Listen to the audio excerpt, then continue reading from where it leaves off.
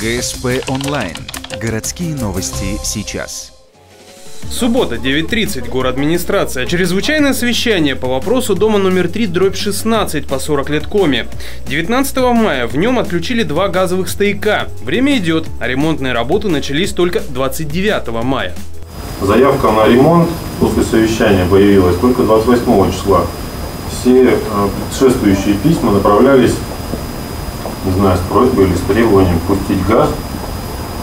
Вопроса о каких-то ремонтных работах даже не возникало. На экстренном совещании представители управления ЖКХ, управляющей компании, газовых служб и других организаций обозначили 2 проблемы. Нельзя запускать дом без проверки в каждой квартире, а страдают добросовестные люди. И главное, нет согласованности действий для решения проблемы. Упреков в адрес друг друга хватало, дискуссия быстро стала жаркой. У нас кто? Мы что ли в воду в стояки запускаем? У нас каждую неделю такие пассажиры по городу появляются. А вы не 2 недели каждую неделю, что не запускаете стояки-то? Каждую неделю 54 недели в году 54 дома останавливаются из-за вот таких Вам умников. за это деньги платят. За что? За все? Конструктивного итога у совещания так и не получилось. Прибыв к дому на 40 лет Коми, мы выяснили причину аварии. 19 мая в одной из квартир из комфора кухонной плиты вместо газа пошла вода. Аварийная служба установила, что соседи самовольно поменяли колонку, но при этом перепутали разводки воды и газа. В итоге жидкость попала в систему дома. Возомнил себя большим очень специалистом в области газового, так сказать, оборудования. Вот и получили мы вот эту систему. Пользуясь случаем, я бы сказал людям, обращайтесь к профессионалам.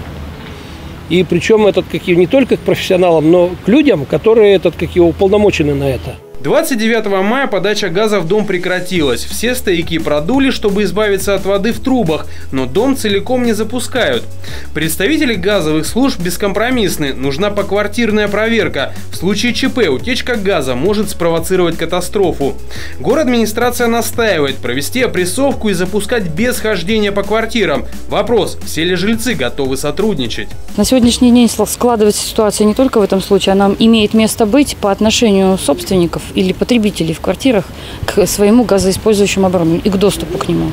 Соответственно, если у людей нет договоров, вот о чем мы на совещании говорили, и эта проблема довольно актуальная, и люди не хотят, если их заключать, то, получается, страдают соседи, у которых, допустим, договорные отношения есть. К полудню 30 мая запущено 8 стояков из 12. Накануне вечером их было всего 5. Газовые службы, жильцы и управляющая компания продолжают искать собственников, чтобы завершить осмотр. Представитель «Газпром» газораспределения уверил съемочную группу, что, как правило, все удается сделать. Однако полной гарантии нет. К тому же ситуация отнюдь не разовая. Например, уже сейчас отключен 1 газовый стояк в доме номер 6 по Оплеснина. Причина, опять же, действия жильца, плюс небольшое желание пускать на свою территорию. Лишь бы итог не был как в песне: скоро рассвет, выхода нет.